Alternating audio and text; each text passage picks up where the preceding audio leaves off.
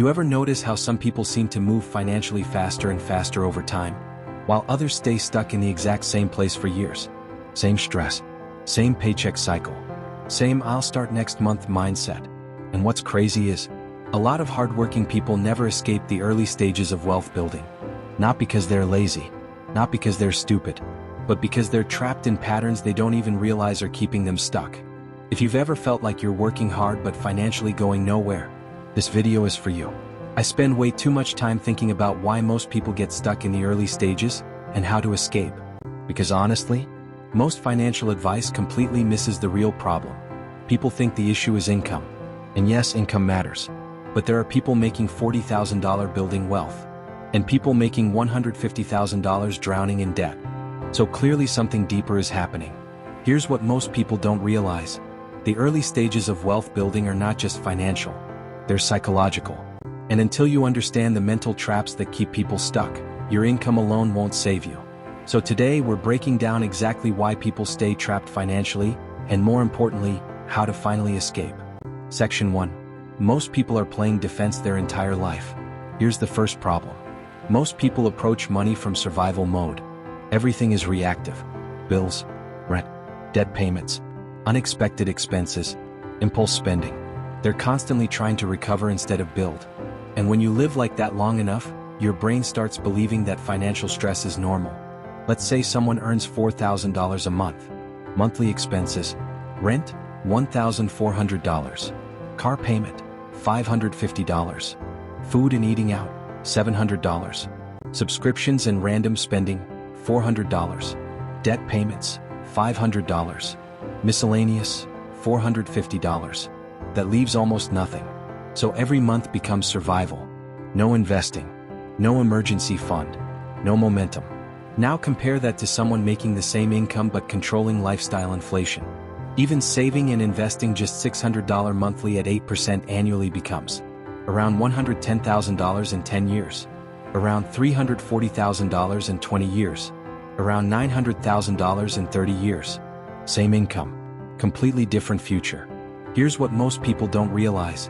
Financial freedom starts when you stop living reactively. Wealth is created when you create margin. Margin creates options. And options create freedom. Section 2.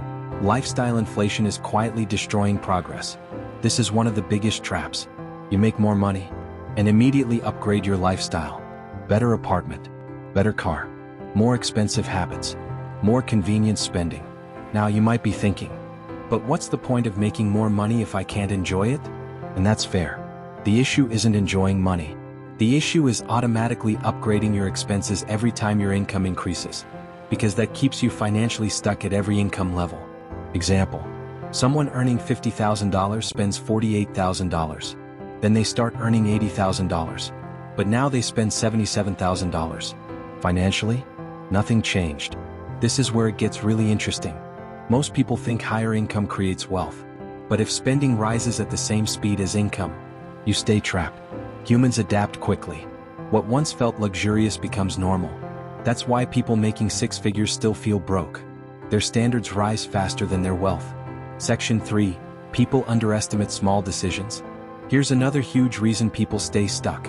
They think small financial choices don't matter. But wealth is built through accumulated behavior, not giant moments. Example: a $12 lunch every workday doesn't feel expensive, but that's about $240 monthly. Invested monthly at 8% over 25 years? That becomes over $225,000. That's the scary thing about financial habits. The consequences are delayed, so people never feel the damage immediately. It's like steering a ship 1 degree off course. At first, no big difference, but over the years, you end up in a completely different destination. Here's what most people don't realize. Your future is hidden inside your repeated habits, not your intentions. Section 4. Most people never learn how money actually works.